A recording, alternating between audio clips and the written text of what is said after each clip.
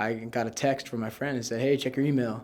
And so I looked at my email and it said, congratulations, you've been selected for the 94th Academy. The first person that I called when I got my acceptance letter was my father. He's been with me throughout like the whole journey of trying to get hired here, and he just was like in disbelief too. We were both excited and I was ready to go. Printed the email out, put it in an envelope, put it in the Christmas tree, and told my wife when she came out, hey, I got you a little something. She opened the letter. She started to cry. I started to cry. I freaked out. It was awesome. I called my mom right away. We both started crying on the phone. And then I got to tell my dad. He's a big inspiration for me. Because the next day I got the email that I was in, and so of course I just went straight to her again and I was like, Mom, I got it. I'm so excited. And it was a notification, from San Diego Fire Department saying, congratulations, you were selected for the 94th, and everyone in the room, including my whole family, was crying. The first person that I called when I got the acceptance letter was my wife. She was super ecstatic because she knows it's been my dream for a long time. When I went inside, then it was a whole mess of it, telling everybody, and everyone was so excited. The kids were jumping up and down. It was an awesome moment.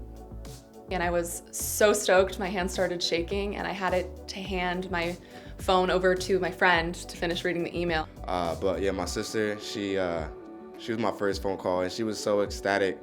We sat there and both cried on the phone for a little bit, and we're on FaceTime, ugly crying.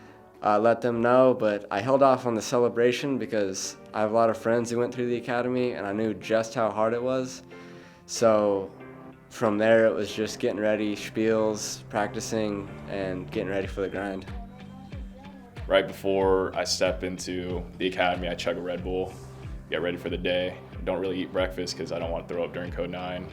And the grinder was when all of us were out in our boots and full turnouts running just drill after drill after drill. Getting up in the morning, long days, All your time will be dedicated to learning skills, reading chapters, doing everything you have to know to be successful, and that's what you have to do if you want to become a San Diego firefighter. I definitely did not have a moment of spare time, because I was studying. It was like super structured, and yeah, every minute was for this academy. The hardest thing is your mind doesn't really leave the academy. I'm constantly thinking about the schedule.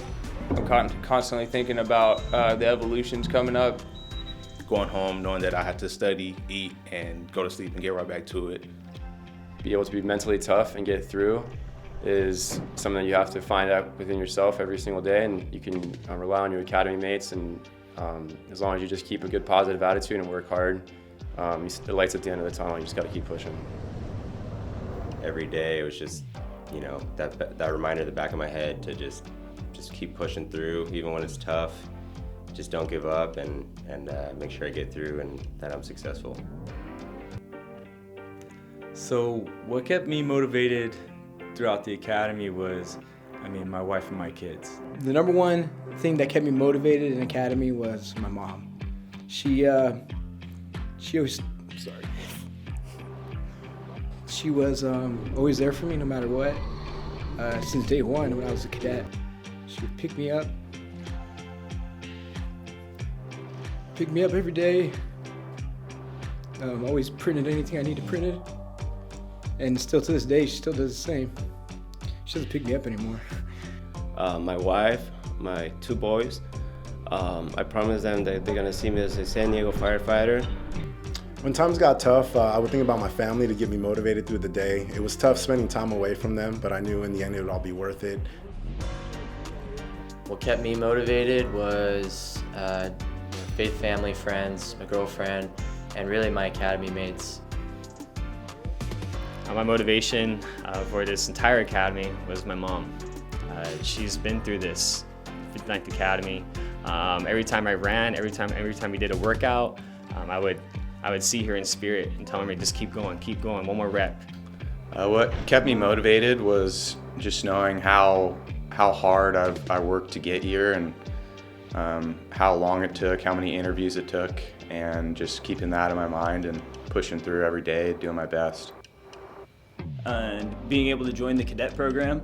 So I was able to become a part of the department and have so much pride in that already, so that by the time that I was ready to get hired and start my career, this was the only place I wanted to work.